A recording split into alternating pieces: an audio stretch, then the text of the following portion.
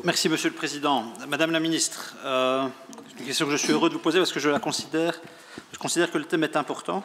Et en effet, depuis la fin des années 90, on assiste à une prolifération de dispositions à portée internationale, en particulier d'origine américaine, et notamment par le biais de l'élargissement progressif des critères d'applicabilité territoriale.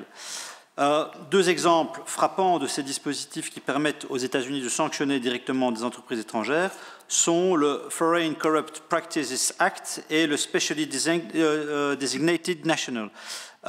Donc, pour être clair, les États-Unis adoptent des législations, notamment en matière de lutte contre la corruption, et les appliquent partout dans le monde. Sauf que on constate, et c'est un peu l'objet de ma démarche, on constate que ces législations et leur caractère extraterritorial est instrumentalisé à des fins de guerre économique et commerciale. Et en effet, de nombreuses entreprises européennes ont été poursuivies de cette façon et sous ce régime législatif, comme Siemens, la BNP Paribas, Deutsche Telekom ou encore Total.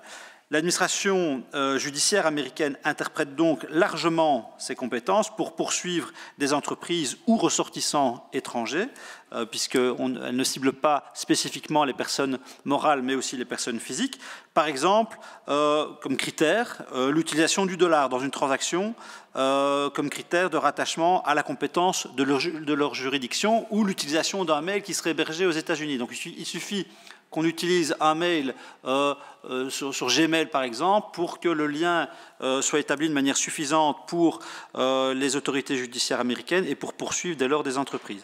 Si on regarde l'application du FCPA, on voit que 14 entreprises européennes et seulement 5 entreprises américaines ont fait l'objet de lourdes sanctions entre 2008 et 2018. Et pour la même période, les entreprises européennes portaient plus de 60%, et certaines sources disent même 70% du poids des amendes, ce qui représente des milliards de dollars pour le Trésor américain. En France, l'Assemblée nationale a publié le 26 juin 2019 un rapport sur ces questions. Et le rapporteur n'y va pas par quatre chemins. Voilà ce qu'il dit.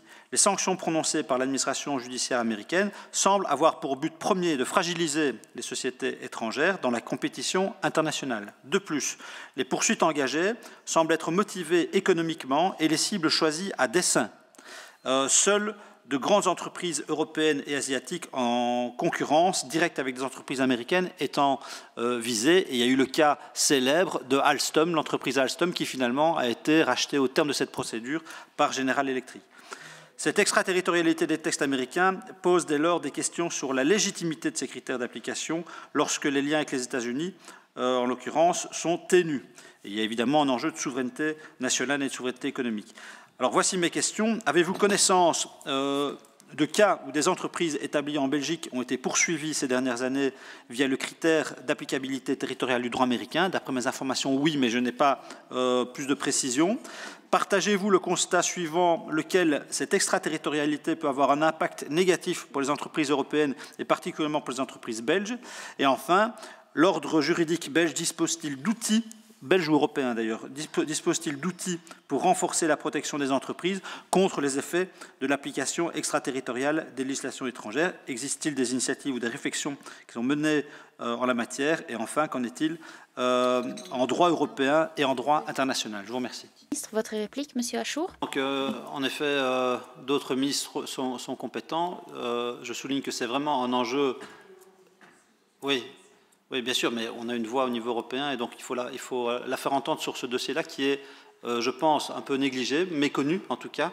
Mais il y a un vrai enjeu de souveraineté économique, sachant que rares sont les dossiers qui terminent devant des juridictions, puisqu'ils sont en général réglés par des transactions pénales avec les autorités américaines, mais qui se chiffrent en millions, dizaines de millions, parfois centaines de millions de dollars.